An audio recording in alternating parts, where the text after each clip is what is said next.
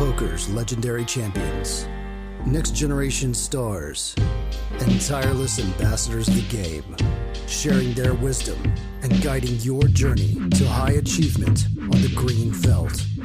This is Chasing Poker Greatness with your host, Brad Wilson.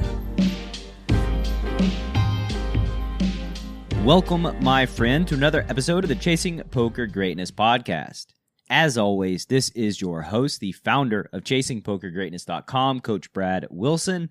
And today's guest on this show is WSOP Bracelet winner, top shelf poker coach, and author of Short Stack Ninja, Chris Fox Wallace. Chris Wallace has been in the game of poker for decades, with the pinnacle of his journey thus far going down on June 8th, 2014.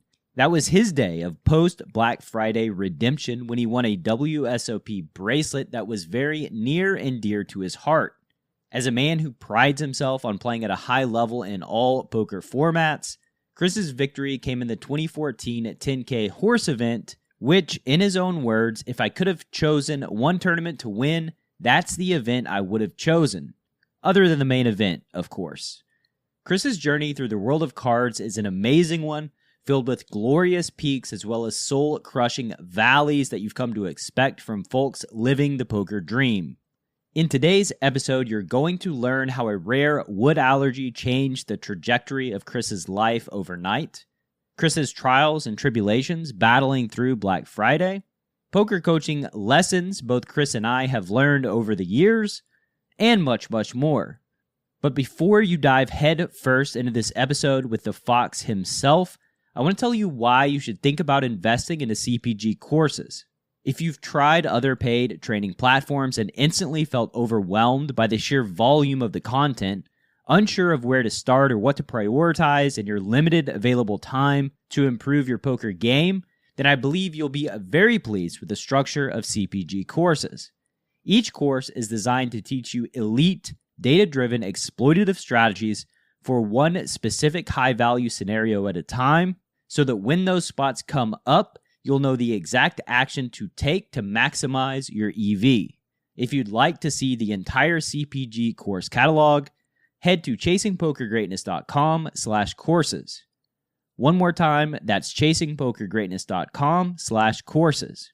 And now, without any further ado, I bring to you world-class mixed game player and coach, WSOP bracelet winner, Chris Fox Wallace.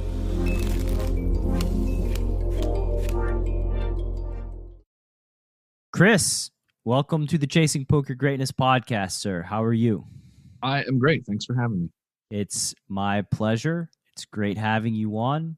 We've had a couple missed connections. We're getting it down now. You were telling me that you were just on vacation in one of your favorite places in the world. So we'll start there with the listener. Where is one of your favorite places in the world? Well, it was kind of a vacation. We made it into a vacation, but it was like a thing we had to suddenly go do, where we had to suddenly be in Montana and then we had to suddenly be in California, and it was a crazy couple weeks of traveling. But luckily one of the places we had to be was near Flathead Lake, Montana, which is just an amazing, just stunning place. It's the largest lake geographically this side of the Mississippi.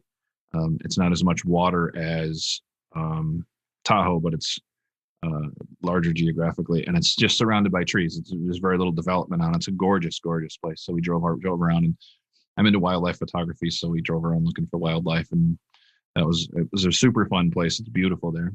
Yeah, you were saying the most beautiful place in the world and one of your favorite places, which I as somebody that is a collector of favorite places and, just individuals, if they could be somewhere, they would be there. I don't know if Flathead Lake is that spot for me, because during the summer they have mosquitoes and during the winter it's cold, so I couldn't live there. But if you go at the right time, it sure is beautiful. Yeah, the right time. Like for me, we went to Yosemite a few years back. That was amazing. It was Yosemite in the summer, and just the whole Monterey area. Is probably my favorite place to be. Have you been to Zion? I haven't. No. That is the national park we tell everybody about in the area. We're very outdoorsy, hiking, wildlife photography people, and so that's just a big hobby for us. And our favorite of all the national parks in America is Zion, which is only a couple hours from here, from Vegas. It's just an amazing place. And a lot of people will come and go, okay, I'm going to go to Bryce and Zion and do all these. We go, no, just go to Zion. It's just amazing. Just do that one. Surprisingly, I've spent very few time in Las Vegas. Probably over my life, 3 or 4 weeks combined. Wow. I'm a poker player that doesn't really love Vegas. I've always been more of like a LA poker scene person. And for some reason, I'm also kind of weird in that I like the humidity. Most people hate the humidity, and I like the humidity. And Vegas is like my nightmare. I feel like I'm just getting. I feel like God is just standing above me with a magnifying glass, like right on me, and I'm subject to just melt at any point. Yeah, it takes some adjustment. Well, I moved here from Minnesota, but I was always spending a lot of time here anyway. But when I used to come for the World Series of Poker and be here for 6 weeks or whatever, I'd have bloody noses and my lips would be dry and everything would be cracked and it just would feel awful. And then after like 3 or 4 months here, that goes away. And now when I go to humid places, I hate it because my body is acclimated to the dry and I just love it. My joints feel better and my everything. Now I'm used to it and I really like it. There you go. I just needed to stay in Vegas for 4 months. Yeah. Being miserable. And then I would have been a Vegas person. Having a pool helps a lot too. I mean, I used to hate 115 and now I'm excited for 115 because that means I can be out working by the pool all day and just jump in the pool every 20 minutes and throw some food on the grill for lunch. And, that's a great thing. Whereas before I had a pool, it was 115 just meant you're trapped indoors the same way we were in Minnesota in the winter. Exactly. I could see how a pool could make the experience much better and changes everything. Yeah. So let's go back to your Minnesota days, right? Typically we start this show out by asking about your story and how you got involved playing cards. So let's dig in. I was a guitar builder. I've always kind of chosen unique jobs that are hard to make a living at. I like a challenge, I guess. And I was a guitar builder and I was playing blackjack for a living on the side, for part of my living on the side on and off for years and years. I bought a copy of Beat the Dealer when I was 16. And so playing cards for money was not weird for me, right? That was something I was already comfortable with. And I had a friend, my pal Adam Stempel, who's the co-author in my first book, who was a semi-pro poker player. He was, in his words, playing poker for smokes and beer for 25 years. And then I developed an allergy to exotic hardwoods that almost killed me a couple times. And by the time we figured out what it was time for me to quit immediately. My career was over. Tell me about that. Let's go. There's something there, right? Like, tell me about developing an allergy to exotic hardwoods. Like, what was happening to you? Well, I have a lot of allergies anyway. Mm-hmm. And so I guess that's just a thing for me. And then a lot of the exotic hardwoods that we build guitars with, in particular Brazilian rosewood, are these amazing, massive, complex chemicals in the resin. And apparently it's not an uncommon thing. Piano refinishers have a big problem with it, both in the finish and in the wood sometimes, where over time, if you're exposed to these things, you develop sensitivities to them. And so there was a lot of Brazilian rosewood and Honduras mahogany and Macassar ebony and some other things in the air all the time, dust and whatever. Right? I used to take Brazilian rosewood shavings when I would shave it with the plane and get these fine little shavings. You can light them on fire and it smells like burning roses in the room. It's beautiful. It's like incense, except that the smoke is like this thick black thing that goes straight up in the air, like when you're burning plastic. And you feel like you could almost take it out of the air and roll it into a ball. It's so thick. And that's because there's so much resin in Brazilian rosewood. And it's a class 1 carcinogen. And that was something we didn't know 20 years ago. At least I didn't. And you shouldn't be putting it on the belt sander without a mask on anyway. But it's the wood for building acoustic guitars. For the acoustic blues guitars that I love, it's the stuff. And so I was using it. I was working with it a lot. And over time, if your body's exposed to those things, you can develop a sensitivity to them. And my particular sensitivity caused my throat to close up at night. I would wake up in the morning and my throat would be almost closed. And luckily I've had asthma my whole life and I don't have any problems with it now really. But at the time, but it caused me to not completely panic and freak out, right? Most people would have, but like having had asthma as a kid, I kind of knew. And so I'd go to the hospital, and they shot me so full of adrenaline, I thought my hair was on fire the second time. That one was really bad. And then couldn't figure out what the allergy was. And so I walked into an allergist's office after the third one time I was in the hospital, and he said, "Do you work with exotic hardwoods?" He had my folder in his hand, and I said, "Yes." And he said, "Not anymore." He said, "Bring me some samples, but be really careful going back to your shop." So I brought him, because he didn't have Brazilian rosewood dust to test on me. How did it feel when he said that? Not anymore. I kind of didn't believe it at first. I was really, oh, well, we'll see, like maybe this is a solution. I don't know. I went and brought him some Brazilian rosewood dust and some dust from a few other of the hardwoods I was working with, and some stuff from around the shop. And he did a little under the skin, it's like subcutaneous test with a couple of things in preparation. And the Brazilian rosewood one, the test sent me into anaphylactic shock. Oof.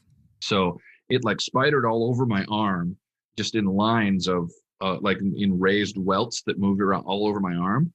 Wow. And that was within like 5 minutes. And I was like, well, this looks like a problem. And he said, that is a big problem. Yeah. And I said, my lips are going numb. And he said, yep. And he took me to the ER and treated me for anaphylactic shock immediately. And then he said, look, you should wear a mask when you go back to clean out your shop, but you can never work there again.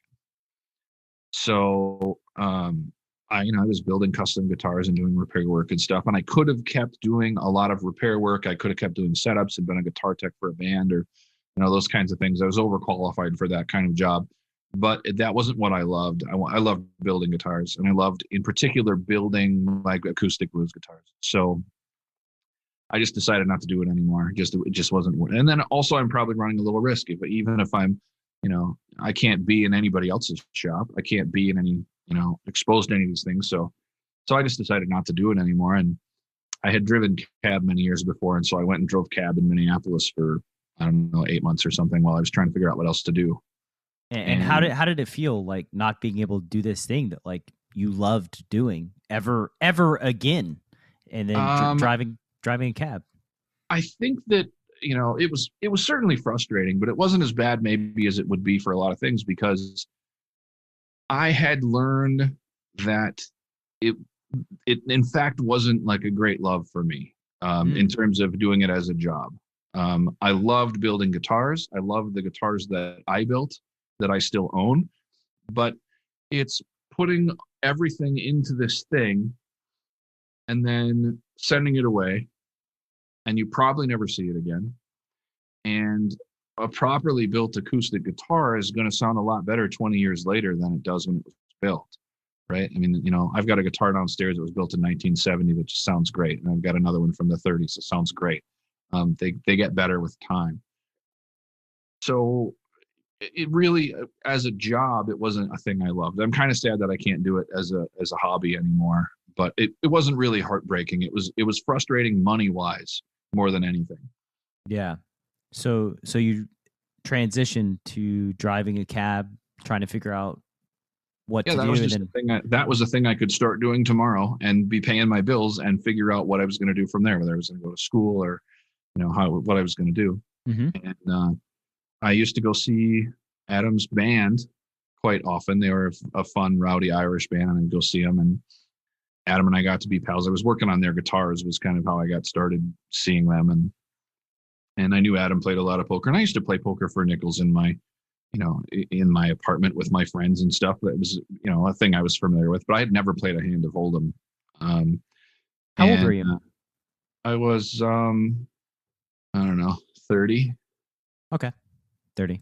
20, late 20s, somewhere in there. And I knew that Adam played serious poker, and I thought that sounded like fun. So this was like around the year 2000, I guess. 2000. Yeah. Like when I got the Allergy was around the year 2000, 2001. And I asked Adam, is it possible to play poker for a living? And he stopped and thought for a second, and he said, for you? Yeah, I'm sure it is. Why? Why did he think you'd be capable? He knew that I was playing blackjack seriously, and he thought I was a sharp guy, and that was a thing that I had the potential skill set for. And he was right. So the next, his next gig on the next week, I went to see the band, and he brought me 3 poker books. And at the time maybe they were only 10 poker books in existence and 8 of them were terrible or something. But he brought me the theory of poker and Hold'em for advanced players and something else. And I started reading. I was like, wow, there's so much to this game. I had no idea there was so much to poker that you could think about, So I started reading and thought, well, obviously I'm going to be really good at this really fast. There's a bunch of expert stuff here that people don't know, right? And I just didn't, I was dumb, but I happened to be right at the time because no one was good at poker back then. So started studying, and while I was driving cab, I had a poker book on the seat next to me the whole time. When I wasn't driving cab, I also started going through a divorce right then and kind of needed distractions. And so I just drove cab and studied. Those are the only things I did for like 6 months. I just studied. I filled notebooks full of information and then would go back through them and cross out things that I now knew and didn't need to remember more of. And then when a page was fully crossed out, I would tear it out and throw it away. And then when the notebook was full and I just had 2 pieces of cardboard, then I felt like I knew some things, Yeah, you I knew studied some really shit. hard. Yeah, I studied really hard for 6 months and started playing online. That was right when online started. I was playing on like Planet Poker, which was I think the first kind of real money website, and was winning as soon as I started. 6 months before, I had never played a hand of Hold'em in my life, and by the time that 6 months was up, I was making too much money to go to work.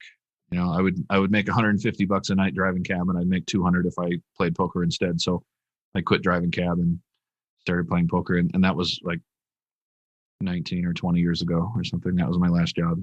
It's funny how familiar that sounds to me because I was younger than you, a decade younger, but I was working at Applebee's, 19, and found poker, and I took the theory of poker, Hold'em for advanced players, because that's where I would start, because Those were the books back then. Why wouldn't I start Yeah. Hold'em for advanced players? I'm obviously a smart person at 19 and need the advanced version first. Yeah. And Nobody wants super Hold'em. Nobody wants to read Hold'em for people who aren't good at poker, right? Well, there was a poker for dummies, I think, back then too. Yeah. I passed that up because I wanted the advanced players book, and super system. And every day I would bring it to work and get to work an hour early and read, and then I would stay an hour after my shift and read more poker. And with this just mindset of being hell bent on being a professional poker player. And that was all I thought about. And that was all That's that how I you did. get there. And That is definitely how you get there. Right. So it's just funny to me. I see myself in your story because like, it's just the immersion, the same books, and just the mindset, right? Copy of Super System I bought 20 years ago right here. Oh, wow. I am not that good at hanging on to things.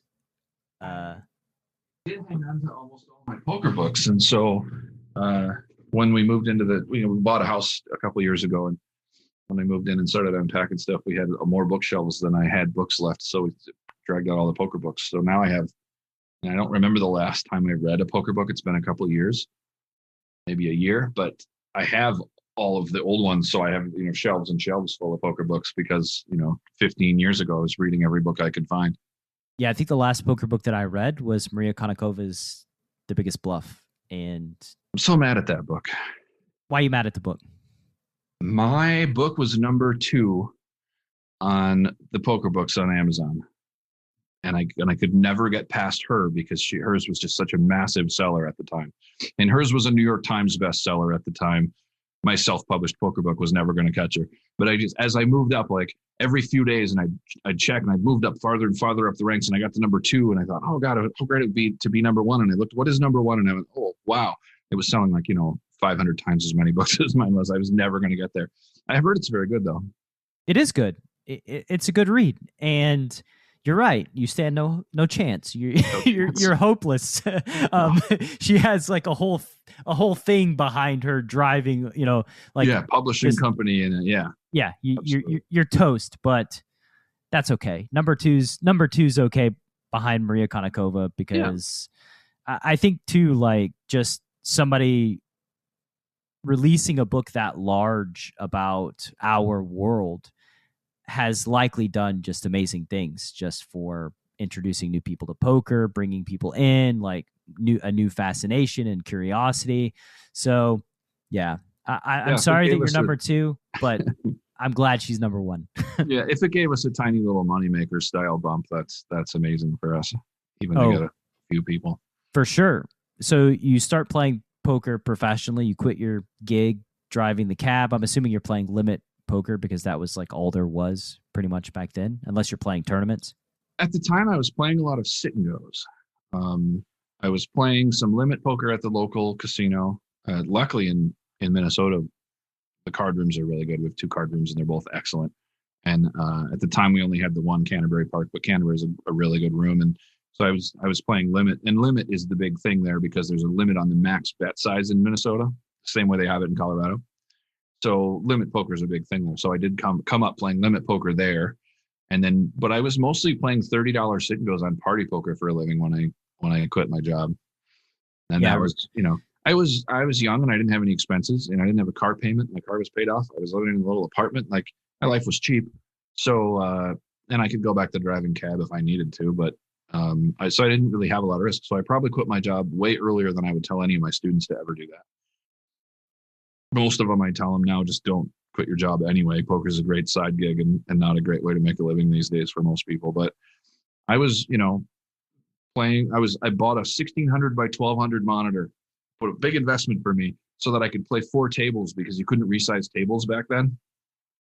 So then I could play 4 tables of $30 sit and goes. And I was making like $35 an hour or something, which was a lot of money for me back then. And I could pay my bills and go, have a good time every night if I wanted to. That was a fun year or two.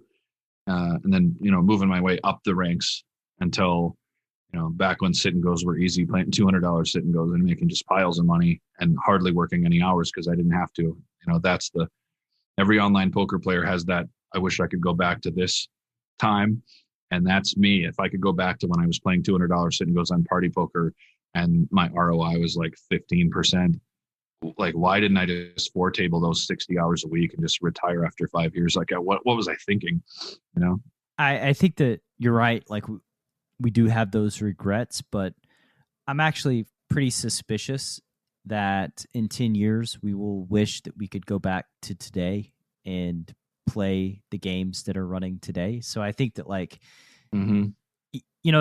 there's a bit of a misnomer that I just hear people say all the time that I kind of take exception to, where it's like, man, like poker's so tough today and I can barely make it, but I would have been just instantly rich if I would have been playing back in 2005. And my thought is always, if you cannot make it today, you could not make it then. And that's just how I feel, because you can make it today if you try hard. And if you're saying that there's some external reason as to why you can't make it today because the competition is so much higher than it was 10 years ago.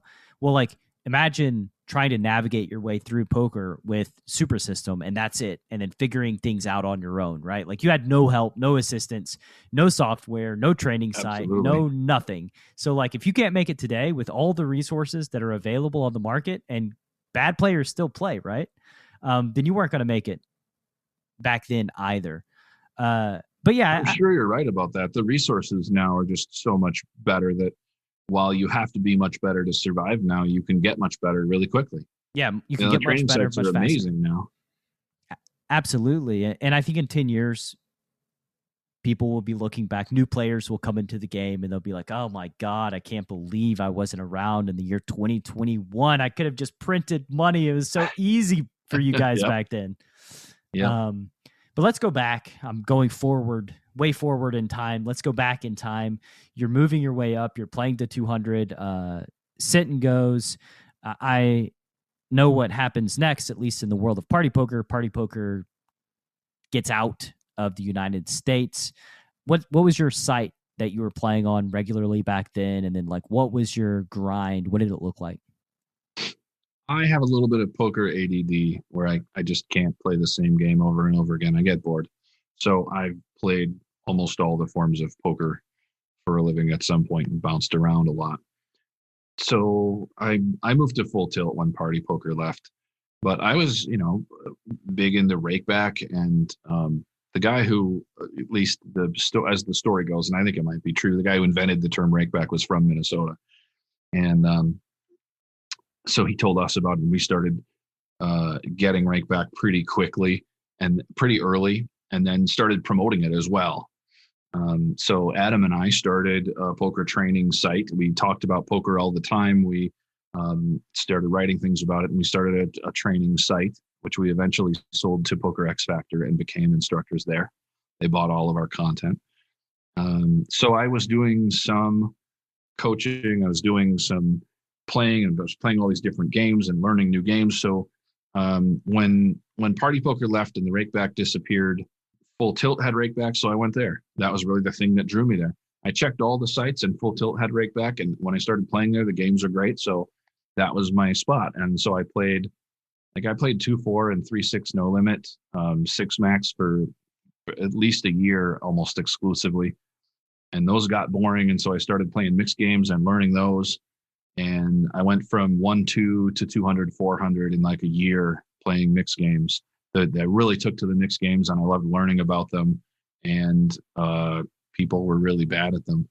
So on Full Tilt, at first it was just horse, and then they changed. Then they added 8 game as an option, and then they added 10 game as an option toward the end. And so those were the games that I played a lot of. But I was still playing some tournaments and mixing it up with different games and playing sit and goes here and there, and playing some 08 or RAS.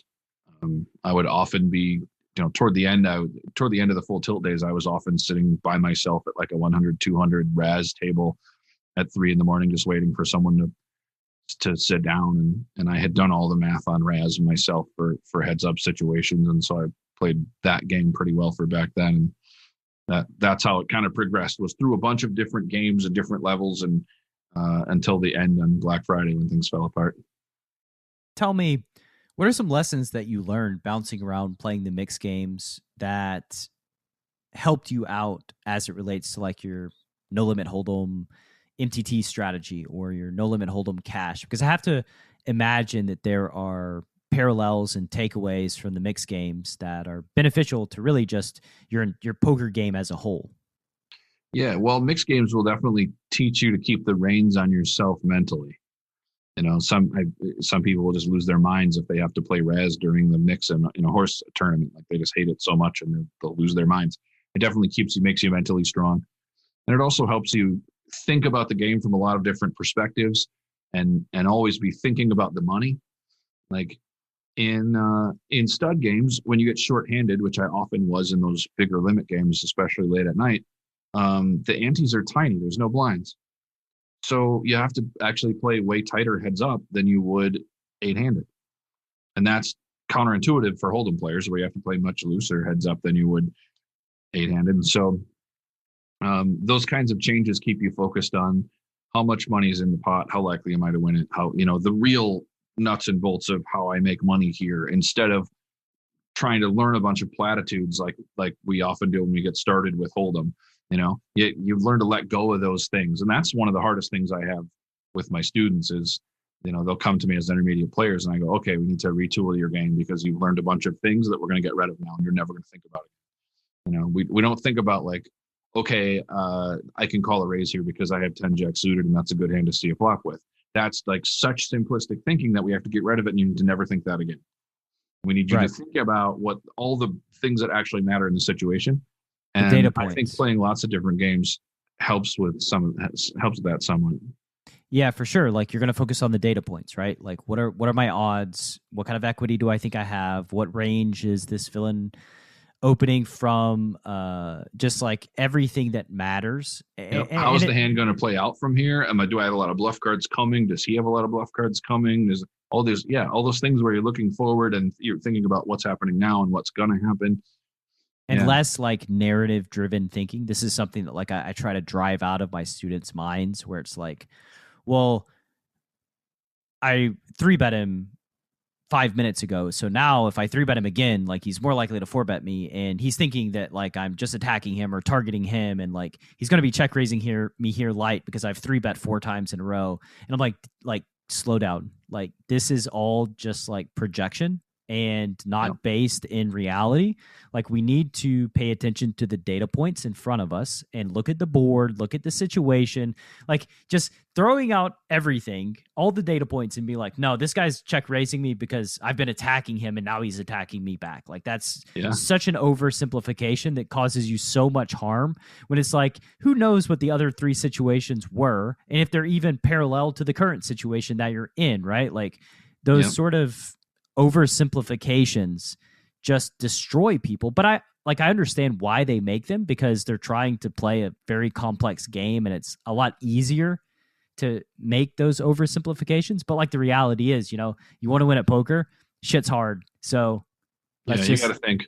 Yeah, you got to think. You can't just get by making these like massive oversimplifications. So yeah, just bear down, work hard, and ignore the stuff that doesn't matter, and let's focus on like the actual data points in the hand that's happening.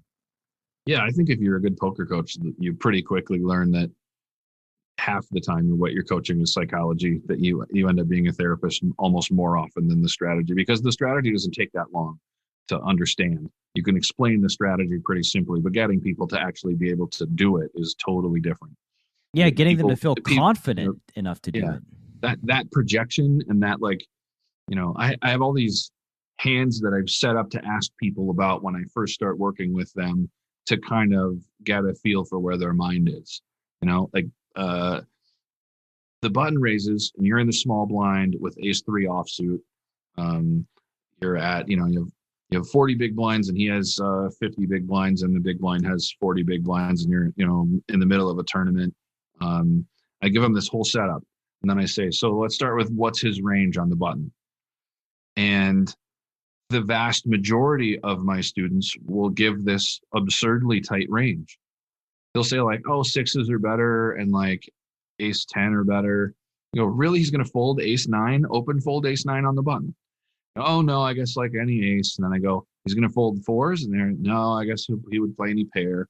And I'm like, what about 10-9 suited? And they're like, yeah, I guess he would raise that on the button. So I teach them to check the edges of their range, right? When you come up with a range estimate, then you need to check the edges and say, okay, then he won't play these things, and like go through that whole thing. Because, and I find that if I give them a different hand in the small blind there, they give different ranges, because that's that psychological effect of like, oh crap, I'm gonna have to play ace-3 offsuit out of position in the middle of a tournament. That sounds terrible. I'll just give this guy a good range, and then I won't have to play it. Like, psychologically, you're not thinking that, but some part of your brain is making that happen. So, doing a bunch of those sorts of kind of tests helps me understand like how people are thinking and where they are, and what kind of pitfalls we're going to have going forward, because so many people fall into that exact same trap of this is what I want to do. This is what's most comfortable. So this is the range that I'll give them in order to allow myself to do the thing that's the most comfortable. Oh, 1,000%. And these are greatness bombs. And I just want to add that, like, what I find manifests in my private coaching students is, if they get surprised, right? Something surprises them, they face a sizing they're not expecting. What happens is, emotionally, they're nervous. First of all, they're scared. They're nervous. They don't know how to interpret this thing that they didn't see coming. There's a time crunch where they have limited time to figure out and make a decision. And basically, however they feel, right, whether it's like fear, then they go down the narrative-driven path of creating a scary situation, because they're trying to make sense of their fear.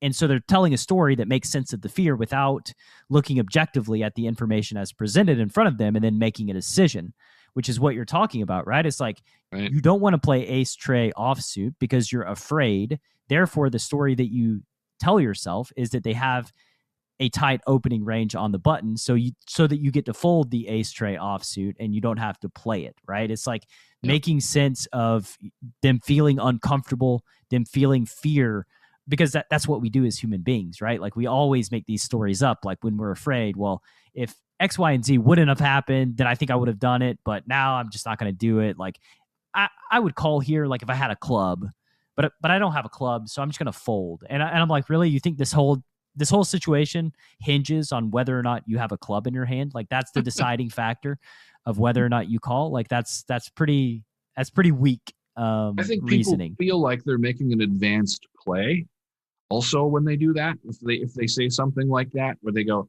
it gives them an extra opportunity to find a way out of the situation and to explain that fear by coming up with something that sounds like an advanced play as well, because they hear advanced players talking about, well, if I had the club blocker here, or if I had the backdoor this or whatever, because these advanced players are weighing these super fine, slicing super thin on the equity. And so they feel like they're doing that too. But I love that idea that there's an emotion that happens and then the logic appears to explain the emotion. And that's where the problem is. Like, that's where the vast majority of mental health problems come from, right? We have an emotion that doesn't make sense and then we try to explain it. And then, try to make sense of it. And this happens to even my advanced players, my crushers, the guys that are playing like high stakes. It's the same because, of course, they have emotions, right? And they try to make sense of them because we're human beings, especially in a situation that's unstudied. Because obviously, if it were studied, they may expect the sizing that they faced. It happens, I think, with every human being and on all levels of poker. When we're confronted with a situation that's foreign, that we don't know how to make sense of it. And that's just kind of our default mode. Yeah, I think when I started, like a lot of players, I thought I was just going to become the perfect poker player, right? I was going to be the Johnny Chan or whoever it was. And I was not going to have any of these. I was not going to have it. I did not have a tilt problem. I was never going to have any of these problems. And I didn't have the obvious tilt problem. I wasn't throwing a mouse across the room or yelling at the table or doing anything crazy. And so I believed that I didn't have any tilt issues for the first, probably 5 years I was playing.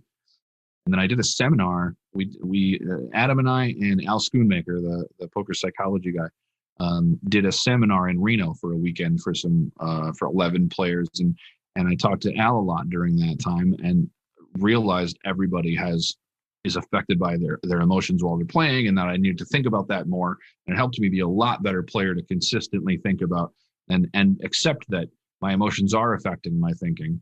I can't just say, I'm not going to let that happen. It's going to happen. There's no way around it. You have to accept it and deal with it and figure out how to handle it and not just act like I'm not going to let that happen. That's like, I'm not going to let this lion eat me. The lion doesn't care.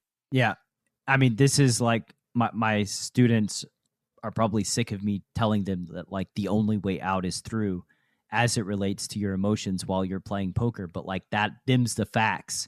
You can't game the system. You can't get around it. You can't just flip your emotions off whenever it's convenient.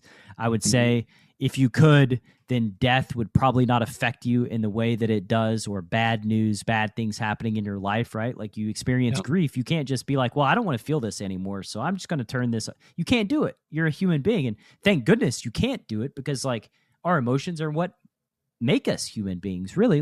They're everything. So basically, instead of just kind of trying to bury them under the sand and not deal with them, let's look at them intelligently and deal with them in an intelligent way, so that you're able to understand your emotions, why they're happening, make sense of them, and then hopefully over time be more resilient, be able to recover faster from feeling your emotions. But you always have to feel them. There's no other option. And so we may as well feel them, be aware of how they're affecting our thought process, and then ultimately try to recover as fast as we can. Absolutely. And that being conscious of the recovery is a really big thing. My co-author and business partner, Adam, had a tilt problem. When he started playing a lot, he had a real tilt problem playing a lot online, and worked really hard at figuring out how to handle it. And we worked on it together some. And we came up with all these different things and tested them on him, and then tested them on a lot of our students and people that were members of the training site. And, the old count to 10 when you're angry thing, right? You read some studies about that. It actually works a little bit. But what works a lot better is doing more complicated things than counting. So we ended up with, and Adam still does it to this day, the Fibonacci sequence, starting with the last two cards on the flop. So if he takes a terrible beat, or he's just gotten stacked, or something has frustrated him, or somebody made him angry, he starts the Fibonacci sequence with the last two cards. If it's a 10 and a 7, then you go 17, and then 24, and then you move your way up until it gets really hard to do, and then you're done, because when it gets really hard to do, your brain is now processing logically. And when you do these kinds of things, when they have people do them in labs, you can actually see the brainwaves change. And you go back to processing logically if you force your brain to do some logical process. It's almost like a gear that you can push your brain back into. You're not perfect yet, but it helps a lot. But you have to be conscious of the fact that either you are angry and need to do this, or that certain things make you angry and you won't realize it at the time. And so whenever those things happen, you need to do this, which is me. I don't always know when I'm feeling tilted. So if I get stacked twice in a no limit game, like in a live cash game here in Vegas, if I'm down 2 buy-ins, I have to get up and take a walk and think about it. And I may go home after that, but I will often decide that I'm okay and go back to the table. But I have to take a walk and think about it, because I might be stressed out and not know it. I might be really bothered by it. Maybe the game's just great and I got it in twice good and it's fine and I'll keep going. I mean, I can keep playing if I'm four buy-ins down and be fine some nights, but other times, big losses bother me and I just know to set those rules and just go home. I mean, that's a great.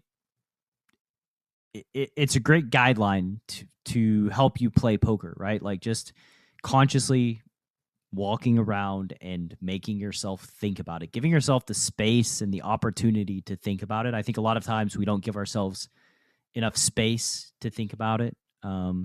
And you just have to, because like if you are compromised, if you are playing at a low level, if you're upset, that's not good. It's not good for your like hourly rate, your peace of mind. It's not good, not only in that you lose money, but also you drive home with regret that you didn't quit earlier, that you were not on your A game. And then you have to deal with that. Worst. Yeah. Then you got to deal with that regret for like days, right? It just lingers. Yeah. Those drives home are terrible. They really are. The decision to enter a hand is fundamental to poker strategy. Too tight, and they know what you have. Too loose, and you're easy to run over. Pre-flop Bootcamp from Chasing Poker Greatness is a comprehensive guide to locking down your pre-flop game and creating true range advantage. 8 days of guided training, over 60 optimal ranges, and access to a dedicated community of players that will push your pre-flop game from a place of weakness to your greatest strength. Go to chasingpokergreatness.com/bootcamp. Available now. Before boot camp, I had been playing for maybe 15 years, somewhat seriously, always trying to get better, jumping from learning program to different learning programs and training site to training site. Kind of feeling a little bit lost, not really knowing how to go about getting better. And pre-flop boot camp just felt like a great starting point, a way for me to move from being a losing player to possibly a winning player. It felt like the right first step. Once you jumped in boot camp, what was your experience like? Well, first off, I realized that I'd been making a lot of mistakes prior to boot camp, kind of learning what ranges should look like and what hands should be played in what situations. It was exciting because I could see what other people had been doing to me, what I had been missing in my game. And then from there, just the whole camaraderie of everybody that's signed up, working together, trying to achieve that goal. That was fun. That's pushing each other and really helping one another, kind of feeling like you're a part of a team. It was a great experience. I enjoyed the process and I learned a lot. What was your experience like playing cards post boot camp? It's a totally different experience. It put me in a position to be successful as opposed to always being behind the 8 ball and playing catch up. I really feel like it's the foundation of a solid poker game. And since boot camp, I've been able to turn a profit and keep building on what I learned there. Being able to go back into the group and really work together even after boot camp was over. It's been awesome. What's your sample size of winning post boot camp? I think I have 70,000 hands played by now. I'm a father and I have a job, so I'm not a professional player by any means. That's my sample size. Pre-flop Bootcamp is the flagship Chasing Poker Greatness training program. If you'd like to dramatically upgrade your pre-flop game, a new boot camp launches on the last Saturday of every single month, and your link to join is chasingpokergreatness.com/bootcamp. One more time, that's chasingpokergreatness.com/bootcamp, all one word, or you can click through in the description box of this episode. Let's kind of go back to your story now. In 2011, a bad thing happened. I think we are all aware of that bad thing. But tell me, how did April 15th, 2011 affect you? It destroyed me. It was one of the hardest things I've ever dealt with. Adam and I had worked really hard to build up this training business and this rakeback business. We were making enough money to make a living just with the training and rakeback. And then I was making a lot of money playing poker on Full Tilt. And my backup plan had always been like, if I'm playing too big and the business goes sideways and I lose a bunch of money, I can just go play $50 sit and goes and make my, and build my bankroll back up again. And even my backup plan disappeared. So Adam and I had an office in St. Paul, and we drove into work and fired up the computers, and nothing. Saw that when Full Tilt opened, it was the FBI, and didn't know what to do. It was a few hours before we even found out what had happened, and then you didn't know how long it was going to be. We expected maybe it'll be up again in a week or two, or these other sites will be up, or who knows. And because we started our rakeback business way before almost anyone else had, it used to be that Full Tilt would pay rakeback once a month, but we started paying our players once a week. And I would just front the money out of my bankroll to pay the players because it made our players happy. They would play more. It was a nice service we could offer people, whatever. And so on Friday mornings, I would transfer the money out of my account out of my player account to our affiliate account. And we had a separate Full Tilt account that was for our affiliate account, which was by that time completely not allowed. But they told us, our affiliate managers told us it's all above board. It's fine. Just don't change anything about it, or you'll lose this account and we'll have to do things a different way. But if you don't, so it was like they were breaking the rules for us or bending the rules for us, but they also told us it was okay. We weren't doing anything shady. And so I had transferred money in to that affiliate account the night before, $45,000. So when everything got shut down, I not only lost the 50 grand that was in my player account, but the 45,000 that was in the affiliate account. And when later they didn't give the affiliates that money back. So the 45 grand, it was like a matter of a few hours that transferring that money cost me the 45 grand. But, my bankroll, I had also just sent a check to the government that morning for my taxes for like $20,000. I lost more than 90% of my bankroll that day in an instant. And I had like, I don't know, 10,000 or something on PokerStars as just kind of money I could play tournaments with or whatever.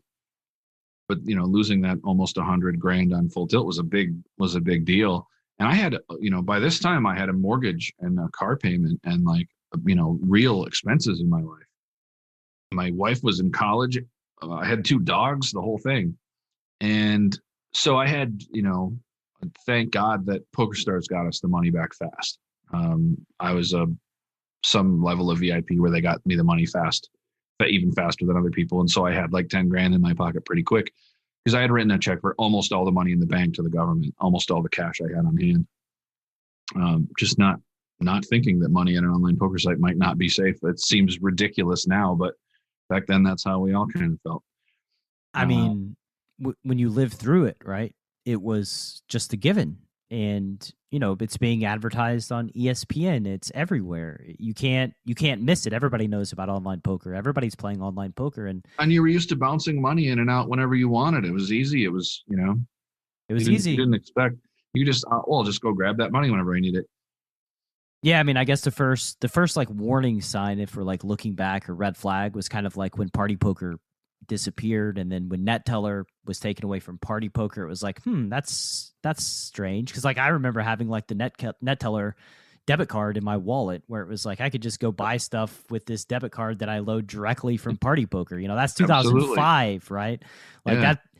If we talk about that today, being able to do that in like the online poker space, it almost feels like we're talking like 100 years in the future such a thing is possible. But back Yeah. then, that was just the way it was. Were you ever like chasing bonus? Did you ever do like the ton of bonus whoring thing? Like I did that for a while, and I would have like 25 poker sites I would play in at the beginning of the month, and I would play off like $3,000 worth of bonuses in like the first 4 or 5 days or a week, because I would just take the bonus code from this site, go deposit $500 into whatever bobsrandompokerroom.com, play the X number of hands, get the $200 bonus, pull off the $700, and go on to the next room. So the beginning of every month for me, for a couple of years there, like in the early days, the beginning of every month for me, I would just be in and out of Net Teller 30 or 40 times, doing all those bonuses. Net Teller felt completely safe. I mean, we just had no idea it ever wouldn't be. I guess some people did, and it never occurred to me. I mean, and I think Party Poker leaving actually made it harder to see it coming, because when Party Poker left, they just gave everybody their money back and left. And so I thought, like, the worst thing that could happen is if Full Tilt does what Party Poker does, that would be like a disaster. I thought that was the floor. And if that happened, that would be bad. But I'll have $100,000 that I can do whatever I want with, and I can go back to school or whatever if that happens. It never occurred to me that they would both be shut down and then the money would be gone. Yeah, I mean, basically we got fired overnight, and that for an online poker player who like prides, I prided myself on I can do what I want, wherever I want, anytime I want. Like I am in charge of my own destiny. And then I woke up one day and was fired and was like, I was in shock, really just pure shock. I didn't know what to do, didn't know what the next step was, didn't know what the landscape would look like, didn't know if this was temporary or forever, or like what the next move was. It was there's a lot of questions, a lot of suffering, a lot of pain that went down in those days. And you and I are two people that made it through, right? Like we punched through the other side, but you have to believe that there are a lot of people that did not recover, that left the game forever, and are probably still bitter about it to this day. For sure, my greatest accomplishment in poker is surviving Black Friday. The rebuilding my bankroll after Black Friday is definitely the biggest accomplishment I've had in poker. It dwarfs everything else I've done in terms of how much work it was and how proud of it I am. Yeah, I mean, because like that was a true test of resiliency right there. Yeah. Like, my expenses were $6,000 a month, and I had $10,000 in my pocket. Whew. Like recovering from that was not easy, but making it happen made me a much better poker player. How'd you make it happen? I drove to Chicago a lot. From Minnesota, it was about a 7-hour drive to Hammond, Indiana, which is where the Horseshoe is there outside of Chicago, and played a lot of 2-5 there. I hit the road. I was on the road chasing, like, I would go to where there were little tournament series, because back then in a little tournament series, you could go play the 1-2 or 2-5 no limit games and just crush the tournament guys. And that was where the most money was. And I stayed in really cheap hotels, and I kept my expenses super low. And my wife at the time would just pack my stuff when it was time to go and keep me appraised of whatever was going on at the house, and hold things down while I was on the road for a month at a time. I was on the road for 8 months of that next 12 months. Whew. Going to wherever the games were the best, because it was going to be really tough for me to do that in Minnesota at the time, to make a living. And then when I was home, I did play in Minnesota, but it was a lot of cheap hotel rooms and 1-2 and 2-5 games and 8-16 limit games if there was nothing else running, and $300 tournaments and those kinds of things. Hunting the best value. I wouldn't go to a tournament if the hotel rooms are going to be too expensive. I couldn't justify, if my ROI in this tournament is this, I can't make enough money to justify this hotel room and still pay my bills at home, and that kind of stuff. So it was a lot of planning and thinking, and then a lot of hard work and being away from home. Yeah. But once I recovered from it, within a year, I was making reasonable money, had enough bankroll that if I could take a little time off if I wanted to. And then I got a couple of gigs and got little training stuff going, and other things going on where I didn't have to directly make my living at the tables 100%. And I could back off from that a little bit. And so it made my life a lot easier within like a year to 18 months. So after this year to 18 months of recovery, which I have to imagine hardened you up a little bit, I think that like you were probably more confident in your game than you had been. Just like, man, if I could make my way through this, like I could go through anything, right? Like that's quite the trial. When you have to win every week, you get a lot better. I mean, when you just have to, that changes how you look at the game, and it gives you a real thick skin. You just can't allow it's a mental toughness thing where if you just can't allow yourself to, you get a lot better at not doing it. You're still going to be bothered by tilt things, but it's going to happen a lot less often because you just can't afford it. And so you get better at handling it, and you get a really thick skin. Yeah, I made some really questionable decisions when I was younger. I got married way too young, and also around that same time and Black Friday, my monthly expenses were around $6K, $7K as well. And I was the sole breadwinner, and just having the pressure of like, you don't get to feel like you can't play. Like you don't get to feel like, you just need to take 3 or 4 days to figure it out or to get back, to get rejuvenated. Like you've got to fucking get in there and you've got to perform, because if you don't, then people don't get to eat, and that's a problem. And so like nothing makes you harder than forced performance under those conditions, right? With all of that pressure. When people come to me now and they're like single by themselves and like crying about breaking even over 2 or 3 weeks, I'm just like, yo, calm down. Like you don't understand what pressure really is, right? Like let's put this into perspective, right? So yeah, like that. And it's the bankroll stress is a totally different, I don't even know how to describe it, but it's the thing I like the least about poker these days is that it's not just that if you don't make money this week that people don't get to eat this week, but it's like if you don't make money this week, you might never make money again. Yeah, where's it going to come from? The printer who sells this printing press to pay rent never pays rent again, and so I have to win, and it has to be enough to pay all those bills, because even if I only win enough to pay part of the bills for a few weeks, it's going to knock my bankroll down to the point where risk of ruin is a real problem. And you know that if you're already struggling and you have to borrow money and pay interest on it, it's going to be even harder. And there's all this stress that piles up because you have to maintain this chunk of money in order to keep it growing while you're slicing chunks off of it. And this managing the bankroll thing, when you're in the situation, it sounds like you and I are in very similar situations after Black Friday, that managing that chunk of money is such a big mental burden. Yeah, I mean, it really is. It's like just a running total in your head at all times of like what your bankroll is, what it started, what it's going to be, the monthly expenses, what that's going to look like. I mean, it's almost like an obsession that is just always at the forefront of your mind. You always know. I mean, I know that lots of people say that they're happier after Black Friday. I don't know whether in a lot of cases Black Friday was a good thing for them specifically, but for me, it turned out good. And the reason was I made lifestyle changes that Black Friday was a catalyst for, right? Like I got divorced, which was a great lifestyle change for me specifically. It's amazing, isn't it? I recommend it to everyone. Divorce is fantastic. Yeah, like that's the old joke, right? Like, why is divorce so expensive? Because it's worth it. And it is certainly the best thing I've ever paid for. Yeah. Yep. It changed my life drastically. And it wasn't even that my ex-wife was just a terribly evil person, but it was just a really bad relationship. And just that, the last 6 years since I got divorced have been some of the happiest time of my life. We change, right? Like human beings just change over time, and you make decisions, especially when you're young, that are like you look back and you're like, ugh, what on earth was I doing? And that's just the nature of becoming wiser, maturing, learning, growing, and having life experience.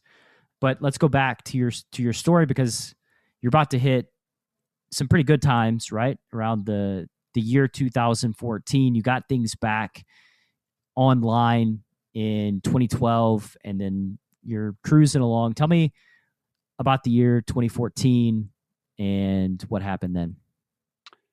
I was playing more tournaments around that time, more live tournaments. And I had a friend who's reasonably well off and gambles quite a bit and buys action from players quite a bit. And he said, why don't you put together a big package for the World Series this year and I'll buy a big chunk of it. So, in the past year, he was the first time I'd ever like really sold action in tournaments, and he had invested and made, I don't know, $13,000 or something from his investment as a portion of the past year's tournaments for the summer, where I was mostly playing smaller, $300 to $1,000 stuff. And he said, why don't you just do that? So I put together a package that was like around 50,000, and he bought a big chunk of it. And I had played the 10K horse a couple times before and was very comfortable in my horse game. There was a while on Full Tilt where I felt like I was the best horse player on the site and people wouldn't play with me. So I was very comfortable in playing that game. And so I added the 10K horse to the schedule. I played a couple 10Ks and then a bunch of smaller stuff. 50,000, around 50,000 and was the total package. And then I bought about half of it of my own action. And I don't know if I even had a cash yet when that happened. It was fairly early in the series. Bagged less than a starting stack the first day, just more than half a starting stack after the first day. And another guy that played the tournament, another guy from Minnesota, had bagged about that amount and was considering not even going back for day two. It was just not a lot of chips. And come on, you got to go back. Yeah, he was he legitimately was thinking about not going back. Went back, and at the end of day two, I bagged up a lot of chips. Survived and bagged up a lot of chips, and things looked pretty good.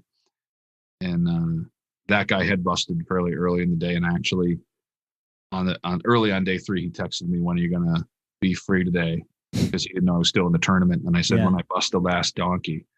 And he's saved that text in his phone all these years. And every time I see him in Vegas, he shows me that text on his phone again. So I started day three with a reasonable stack of chips and then just kept chipping up all day. Things went well. I was playing well, but you also have to run good to win that tournament. I mean, you have to run good to win any tournament. And I did run good on day three. Players were overly scared in a lot of the in Limit Hold'em in particular. A lot of the players, it's still somewhat true in mixed game tournaments, but 5 and 10 years ago, it was more true. A lot of the good players that are old school are overly scared. They're not playing enough hands and they're too easily bluffed sometimes. So I was running over a lot of people, especially in the Limit Hold'em hands. I was a pretty good Limit Hold'em player, and I was used to being aggressive. I played a lot of Limit Hold'em in Minnesota, and a lot of mixed game players just hate the Limit Hold'em rounds. So they almost sit them out. They just don't play very many hands unless they really have something. So I stole a lot of pots during the Limit Hold'em rounds. At one point at the final table, I raised 6 Limit Hold'em hands in a row, and Randy Ole was on my left, and he said, "Are you going to raise every hand?" And I looked down at my cards and said, "Yes." And I raised again, and everyone folded again. And I added something like 2% of all the chips or 3% of all the chips in play, just stealing that round of Limit Hold'em. Of all the chips in play in a 10K. Wow. Just from stealing that round of Limit Hold'em without ever seeing the flop. That's pretty nice. That helped a lot. Yeah, that's pretty nice. Just getting that overfolded, no risk Limit Hold'em money and chipping up. Yeah, and I was the least famous player who made the money and certainly who made the final table. I mean, if you looked at like all the people who played that tournament, like I was the only name that you wouldn't recognize in the money. Really, like there were very few people who made the money who were not people that you recognized. Playing on Full Tilt with so many of the Red Pros and having a lot of the Red Pros be my favorite prey, I wasn't scared of people because they were famous. In fact, I liked that. That made me almost more comfortable playing against people who were well-known players. But the final table was a lot of very well-known players, so it was looked pretty tough, but it didn't feel. I didn't feel that much pressure at the time. I would only start to feel pressure when I went on break. While you're playing, it's just kind of the pressure slowly builds and you don't notice it. But then when you take a break, then, oh, wow, my best previous finish in World Series of Poker tournament had been 17th. I think I'd finished 17th a couple times. I think I finished 17th 3 times now. And suddenly I'm at the final table of a thing that pays $500,000 for first. This was a big thing. And more importantly, the bracelet, because when Adam and I were first talking poker, 2001 or 2000, we talked like the best player in the world was whoever won the 10K horse. And we really talked about how that was like a real crown tournament to win. If I could have picked one in terms of how much happiness it would just bring me to have that bracelet in particular, that's the one I would have picked. And suddenly I'm at the final table of that one with a bunch of chips. Yeah, and we'll just I have it pulled up here on Hinted Mob just to kind of see like the people who are still left at like 20 folks or so. You know, there's Negreanu, Elke, Bonimo, Nick Schulman, David Benjamin, Bruno Fatoussi, Bill Chin, Max Pescatori, a lot of well-known, famous poker players. You find yourself at the final table. Now, did you feel the pressure of that final table? Only on breaks. Just on breaks. So when you're playing, really, you're just at the table. It was just like any other day of poker. Just, I mean, it's always intense at the end of a tournament, and that's when it's the most fun. I mean, the most fun poker you can have, the most fun poker you can play, in my opinion, is at the end of a big tournament. Like that's when things are really interesting and intense. But it didn't feel like I was nervous, except for when I went on breaks, and then I would just go off by myself somewhere, stand in a corner and think about what was happening. Yeah, and I had people in the stands, and I would like go say hi to people and get a few hugs, and then I would go off by myself and not talk to anybody during the breaks. But while I was sitting at the table, it didn't feel like a lot of pressure.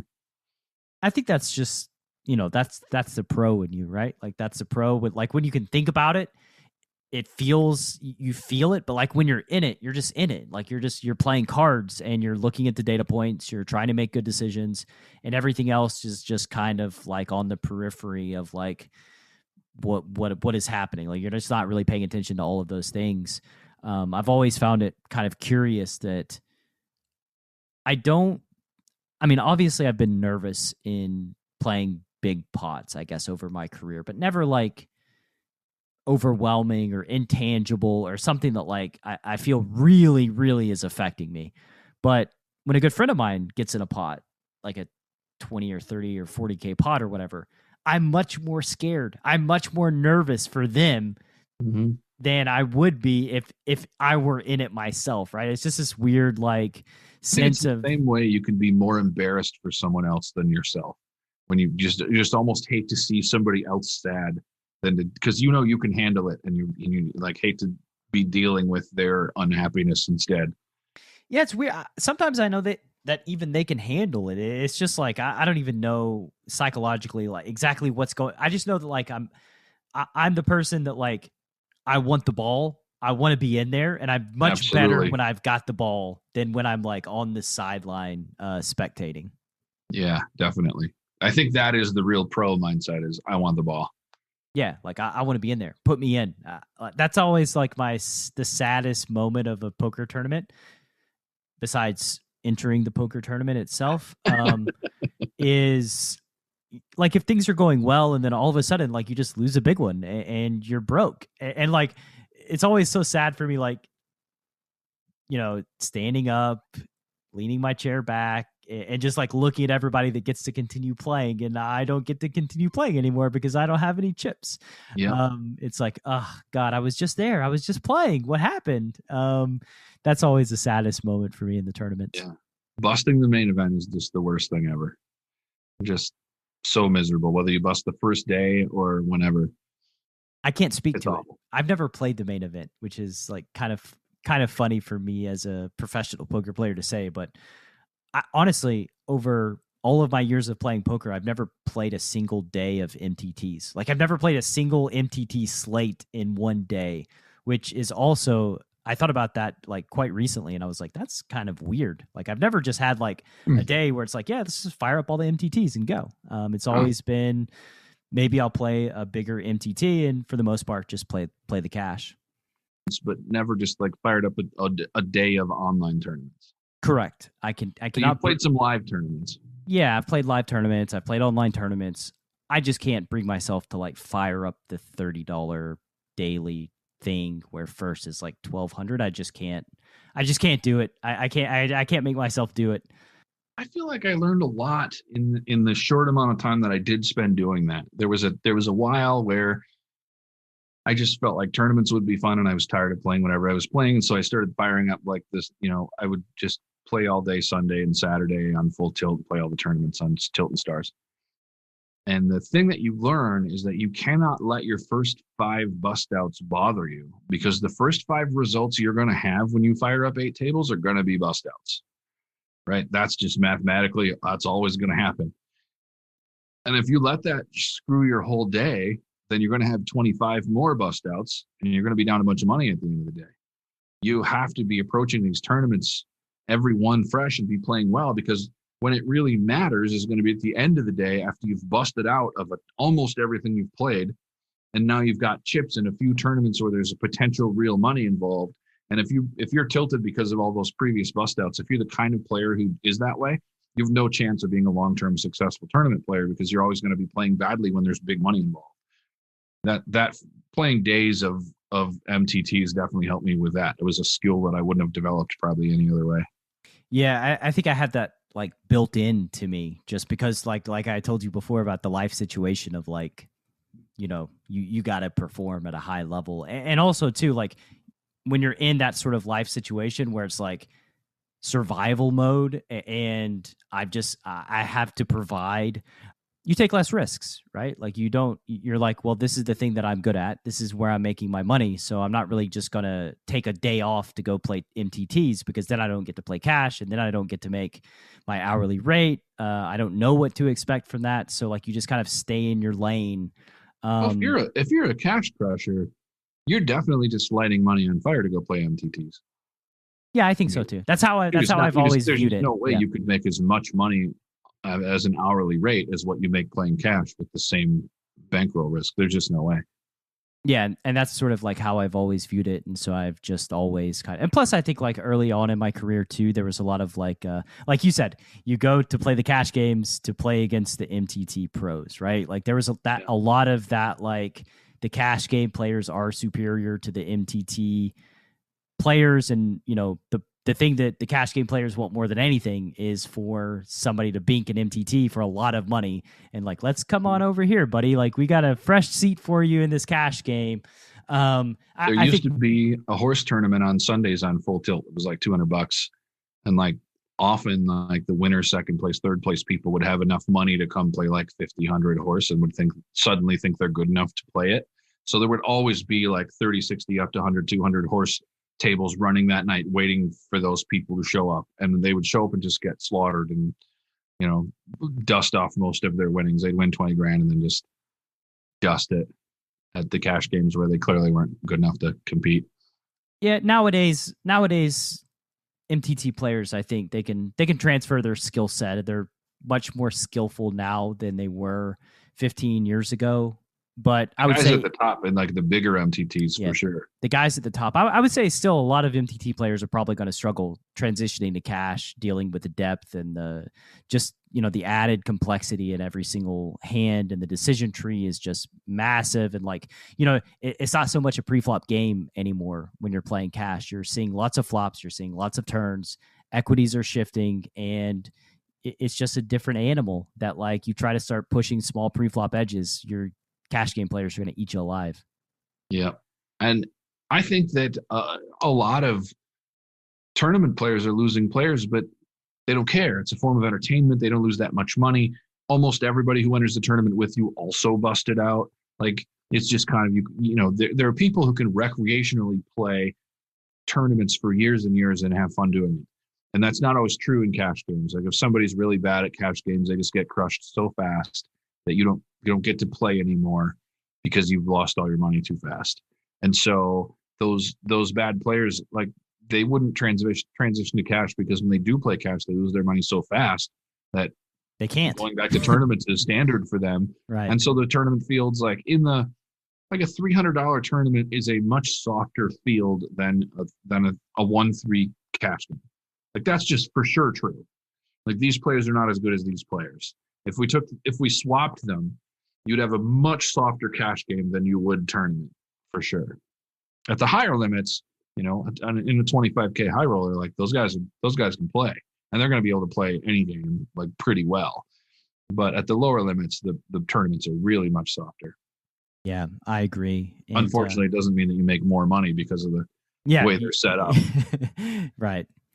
So you're at the final table, the 10K horse, you're playing down, it's getting close. You can see and smell the finish line. Like, was there ever a moment of anxiety that like, holy shit, like we're four-handed for this bracelet that is like, if I could choose a bracelet, this would be the bracelet that I would want. Well, besides, I guess, the main for obvious financial reasons, but right. Just for like the trophy case, this is the one. I think the pressure built, but it was relieved by the fact that by the time we got to 5-handed, we were guaranteed like over 100,000. And at that point, I've kind of already achieved more than I had achieved before. So like, I'm already going to have doubled the value of the package of entries that I sold, which includes 25K in myoma. It's going to turn into 50. And I have other money in the bank because I certainly wouldn't invest my whole bankroll into this. And I've got this whole rest of the series to play. And like, this is already a great summer. So the pressure isn't as high when you've kind of already, like I'm super happy, Mm-hmm. And then you're just trying to just play your best to make sure you have the best shot at winning it. When I noticed that there was some real pressure was when they brought out the bracelet and set it between us. Randy was on my left. And so they set the bracelet right between us and I wouldn't look at it.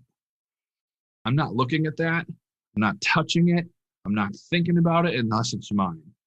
So I never looked at it until I had won it. And when I realized I'm not looking at that, and then I thought, well, that's not a way I would usually behave. And I knew that there was some pressure on then. And then on the last hand, it was really like, once we got the heads up, then it felt like some pressure. And then on the last hand, it was really like, that was when people talk about sweating something, I don't care about a gamble. I'm not interested in gambling. And so I'm not sweating cards and looking at pips and all that stuff that so many mixed game players love to do. I don't care about that. Let's play poker. But then when Randy was looking at his last card, I was actually sweating. I believe it. There's a lot on the line. And it was a crazy hand because I started off with deuce 3-5. Is that right? Yeah. Deuce 3-5, deuce, I think. Something like that. But I started off with like a reasonable hand, but he started off with a pair of aces that I couldn't see. And when we got to 5th Street, I had trips and he still had a pair of aces. So we got it all in. There was no way either of us could have played any different in the hand. It was really predetermined. And then on 6th Street, he caught his 3rd ace. And I just felt like I watched a bracelet go down the toilet. Like I was still going to have a bunch of chips, but I had him. It was there, and so when I looked and saw that I filled up and rolled over my card and said I filled up, then I'm watching him sweat because I'm really like, there's a real good chance he's going to win this pot for me, even though I filled up, right? He's got a lot of outs to his full house and he's sweating. And then he says, you're good. Just calmly, you're good. And then it was there. But like that, I don't know, maybe it was 5 seconds of sweat. It was like real sweat. That was the first time I've really been stressed about a gamble. And then what happens next? What's the feeling? You take it down. It's yours. I shook his hand and told him that he played great because he did. And I was kind of thinking about those things ahead of time. Like, what am I going to do if I win this? I'm like, I'm going to behave with class to my opponent. Then I'm going to thank the dealer. All these things. And so I got those things out of the way before I let myself celebrate. And then as soon as I got those things out of the way and turned and the people from Minnesota were all in the stands and they were coming out of the stands toward me. And as soon as I turned, my friend Ku Vang is a great player, almost tackled me, almost knocked me down with a big hug. And then kind of everybody was around. And then I couldn't stop smiling for 45 minutes. Just smile pasted to my face. And that 45 minutes was life-changing for me. We did the interview, Remco Rinkema from the WSOP did my interview. It was 3 a.m. or 2 a.m. So we did a little video interview and then we're done. And I'm annoyed that I don't get to take the bracelet with me, but you don't get it until you get to the ceremony. So a couple days later. And then I get my payout card and it's 3 a.m. so I can go right away. So I'm taking this payout card and I get a check for, I don't know, I think I took a check for 400 or 300 of it or something. I took a check for a big chunk of it. And and then took some cash because I knew investors that were there were going to want a bunch of cash. Talk about first world poker problems. You got to wait 2 days to get your bracelet. Seriously. But that, as I was walking off stage, I saw Chad. I can't remember his last name. I feel like I'm getting super old. I know him really well. He's like the senior editor for Poker News. Holloway? Yes. Sorry, Chad. That was just my brain just doesn't work. I saw Chad Holloway, and he had won the employee event like a year or two before, and he knew a lot of people who'd won bracelets, and he said, it's going to change your life. And I said, nah, I don't know. Okay. And I really didn't believe that. I'd been talking for years about how a bracelet was not what people thought it was, that, they've given away 1,000 of these things. It doesn't mean you're going to be flying in private jets everywhere and like your whole life is, it's not going to be that big a deal. And that part of it was true, but he was right. It did change my life, because being that happy for 45 minutes or however long it was, not being able to stop smiling, pointed out to me how unhappy I was in the rest of my life. That, I told someone I laughed by myself. Like I was alone in an elevator and I laughed at something I thought of. And they said, oh yeah, I bet you're pretty happy. And I was like, oh, other people do that normally. Like people do sometimes laugh by themselves. And I hadn't in years. And I had forgotten that was like kind of a normal thing. And it pointed out to me how unhappy I was in my whole life, that I really need to change a bunch of things. One of those was getting a divorce, but like there were all kinds of other changes I needed to make in my life just to figure out how to be happier. So the bracelet really did do that. And it knocked the chip off my shoulder. I didn't need to prove to anybody else that I was good at poker anymore. If winning the 10K H.O.R.S.E and making a living for 20 years playing poker doesn't do it, nothing's gonna, and I'm not going to convince them. So I don't care what anybody thinks about my game now. I just play for money. Chris, I've thought about that before, right? Like the validation side of it. And you know what I think the reality is? I think you proved to yourself. And I think like most of the people that knew you already knew, and you just had to prove that to yourself. Like when we say like, I want to prove everybody wrong, oftentimes there's nobody actively rooting against us, and there's nobody that really thinks that we're not able to do it. It's just ourselves. Like Tom Brady takes all these like remarks like as a chip on his shoulder and uses them as fuel, and like, they passed me up, I'm gonna make them pay forever, right? Like they fucking know they messed up, right? This is like 20 years down the line. They know they messed up by not draft. Like everybody knows you're the best at this point, right? Like you don't have to. The only person that doesn't know you're the best is Tom Brady, and that's because you need that to motivate you to move forward. Yeah. But anyway, that's just a funny thing that I've been thinking a lot about lately. That's absolutely true in my case. It wasn't like there were a bunch of people telling me I was terrible at poker, but I really, once I had that, I didn't feel like I needed to prove to anybody that I was any good. And I've always been reasonably good at that. But now I was playing a 2-5 game in Iowa a few years ago. I made this play that this nitty old guy didn't like. And it was shocker there. It was a play that went way over his head. Yeah. Like I knew that he had queens and bluffed him off a 9-high flop because I knew that I could do it in this way. And I ended up having to show, and then I knew I was going to get the drunk short stack guy in the pot, and I set it up that way. And so then I end up showing down my second pair with 8-9, and like the guy with queens loses his mind, and he gives me this whole lecture about it, like keep playing. I get the keep it up, buddy speech. And I hadn't had that speech in like a couple of years. I kind of enjoyed it. And I just said, oh yeah, I just didn't think you had it. I don't know. And then I just played it off. And one of my students was at the table with me and was like, that was amazing. You not only outplay the shit out of that guy, but then you let him berate you and you let him convince the whole rest of the table that you're terrible. And I was like, yeah, why wouldn't I do that? That's the most profitable thing. And he's like, you don't care if anybody thinks you're any good. And I was like, no, I care if they give me money. I have bills to pay. I'm happy outside of poker. I don't need to prove things in poker. I don't need to like convince these people that I'm great at poker. I don't care what they think. They're just people I work against. And I like, if I make money, I can go do things that actually make me happy. You certainly don't need to validate yourself to someone who has no earthly idea what just happened to them. It's like, it's almost, I'm the worst. Nice hand. I got lucky. Sorry, I just don't play very much. I'm just not very good. Yeah, look, whatever. I used that one at 2-5 games at the Win, like, a couple of years ago when I was playing that game a lot. Mm-hmm. I bought like some button down shirts and stuff so I could not look like a poker pro, and it would go play and put a beat on somebody, and they would tell me something. I would say, sorry, I just don't play that much, and I just not that good. And like the two kids in headphones at the table would look at me like, yeah, right. But everybody else would just think it was true, and that's fine with me. Yeah, they stereotype. I mean, for like a 2 years, I wore a suit to play poker, and like I think that like people caught on, but still, like somebody shows up like in a suit and tie to play poker. That's like obviously been through dry cleaning. They're you're not terrible. Yeah, you're gonna look at them a little differently than you look at like the young kid that shows up in sweatpants and a backpack. Like know that kid, like you know what you're facing when that kid shows up to do business. But like the person in a suit, you don't really know. Like you basically have to assume they don't know what they're doing until they prove otherwise. But in the time that they're proving otherwise, there's edges to be had and just extra money to be won.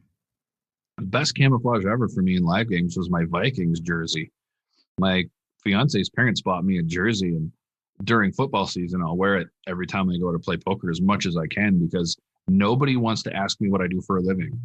Nobody wants to talk about poker. Nobody wants to think about whether I'm good at poker or not. They just want to talk about football. It's amazing.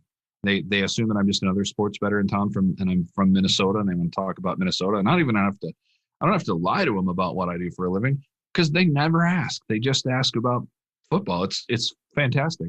You know what's interesting? I don't think I've ever lied to anybody playing live poker about what I do. I don't think I have either, but I've avoided talking about it quite a lot. I don't think I've avoided. I don't go out of my way to talk about it, I guess, like at the table. But I've also been like, because I think for me, like, it's always been so obvious. Like, I'm 22 years old, just like showing up at a casino and playing higher stakes. Like, what am I gonna do? Like, no, I'm just inherited a bunch of money. Like, I have this silver spoon, and I'm just playing really big. And like the way that I handle it's just like I have no chance of anybody thinking that I'm anything other than what I am, which I to me actually resonates very well, because I don't like being deceptive. I don't like actually lying to people in that way.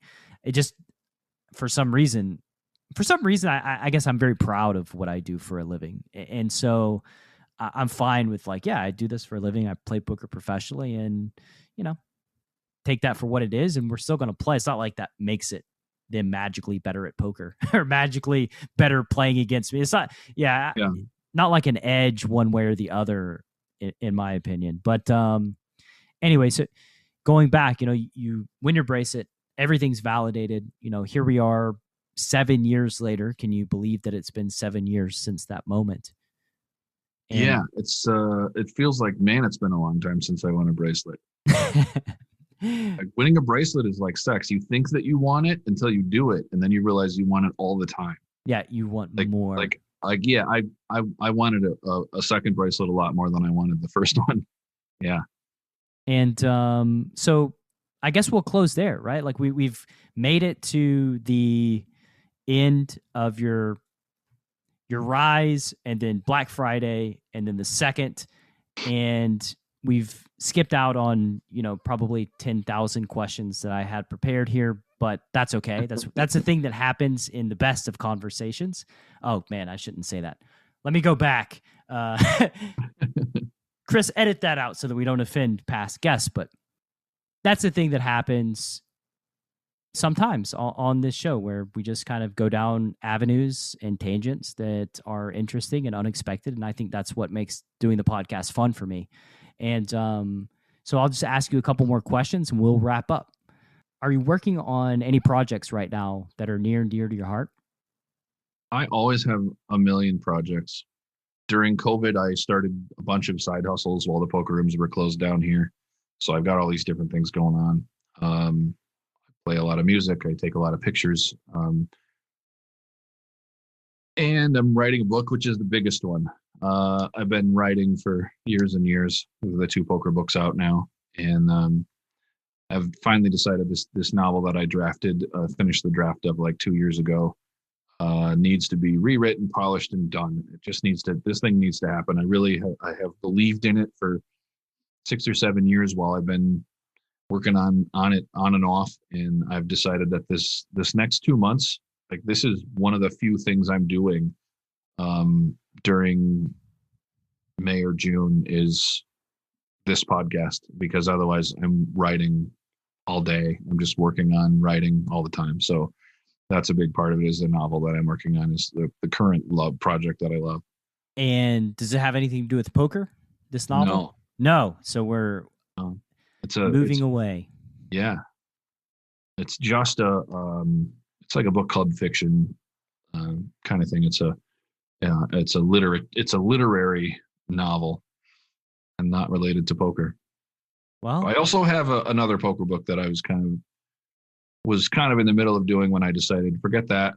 I'm doing the novel. I'm going to finish it. So, but I do have kind of a second, like the Short Stack Ninja was a really easy book for me to write, and it was fairly short. This is a much more involved thing about hand reading and ranges and opponent profiling and that kind of stuff in cash games. Yeah, it's I would explore the novel before the next poker book. I think that's a better way to flex your creative muscles. Like I love this podcast is a thing that gives me an opportunity to be creative and create things and put content out in the world and have great conversations. And that to me is, there's a reason why I'm doing the podcast right now and not just grinding, because like, I think that as poker players, we need to have multiple pursuits and multiple things that give us joy, happiness, fulfillment. And, because you want to love poker when you're playing it and when you have the opportunity to play. And if you do it all day long and it's the only thing you do, you tend to burn out. You tend to resent it in a lot of ways. But I've really realized over the years how important that stuff is. It took me a while, but maybe, 10, 12 years ago, I bought an old muscle car, a 1967 Galaxy 500 XL. I just love them. I love old cars, especially from like the muscle era. And I wanted to just buy one and fix it up and have a thing to do. So I bought one and it ran, but it needed a lot of love. And I started working on it. I didn't know anything about cars. I'd never changed my own oil before. Started learning about it, taking pictures of things as I took them apart, playing around with it. I had a couple neighbors that knew about cars that were helpful. And I went inside and I told my ex-wife, I really like this. I didn't expect to like working on cars. That wasn't why I bought this thing. I want to drive it. And she said, well, you just click buttons for money all day. You're actually seeing something accomplished when you work on the car. Now the carburetor's working. You see that you've done a thing, and you don't get that reward ever in your job. I don't know how many years I would have gone without her telling me that before I realized that was the problem. She's right. And now I'm cognizant of that. Now, even, a year and a half ago when I was just going to the various poker rooms to play 2-5 all the time, I would go do that. And then multiple times a week, we would go hiking somewhere and I would take pictures and put pictures up on Facebook. And, I would write things, create things just so that I could see something that I had achieved. Because if you just click buttons for money, you're just turning a crank and making dollars come out. You don't feel like you've achieved anything.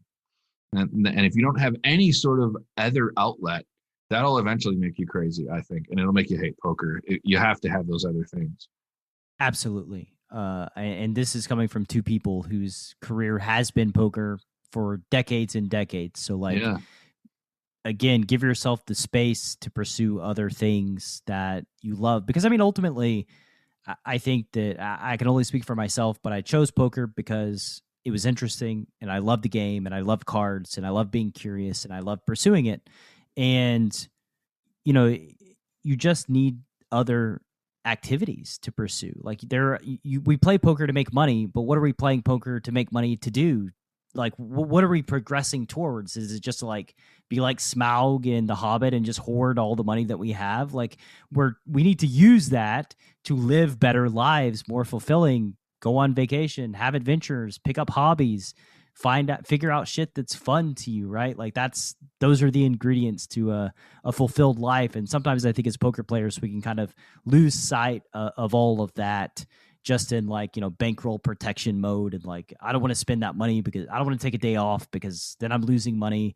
They're just easy traps to fall into. And while you're living the poker life, you just need to remember to give yourself space to pursue other stuff. And then poker is even more sweeter when you come back to it. I agree. Absolutely. And final question for you, Chris. Where can the Chasing Poker Greatness listener learn more about you on the World Wide Web?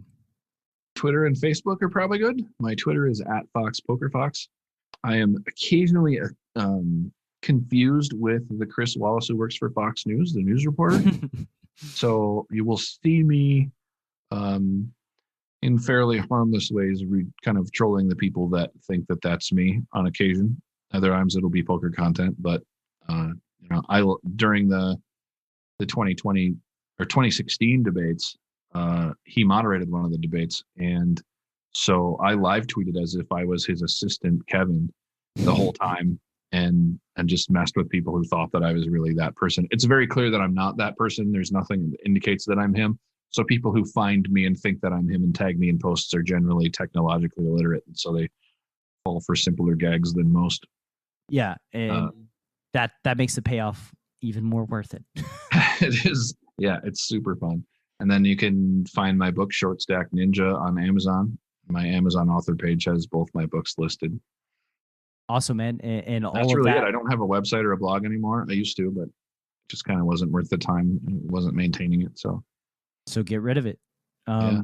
For the listener, you can also click through the show page. We'll be sure to put all those links in there so that you can just click through, find Chris's book, find him on social media. Thank you very much for your time and your energy, sir. Have a great rest of your day, and looking forward to having you back sometime in the near future. Thanks for having me. It's a great conversation. Look me up when you come to Vegas. Yes, sir. Thanks for listening to Chasing Poker Greatness. You can subscribe on Apple Podcasts or on your favorite podcast app. Go to chasingpokergreatness.com to get the newsletter. Join the Greatness Village community, book a coaching session, or dive into the latest data-driven poker courses. Follow the show on Twitter @CPG Podcast.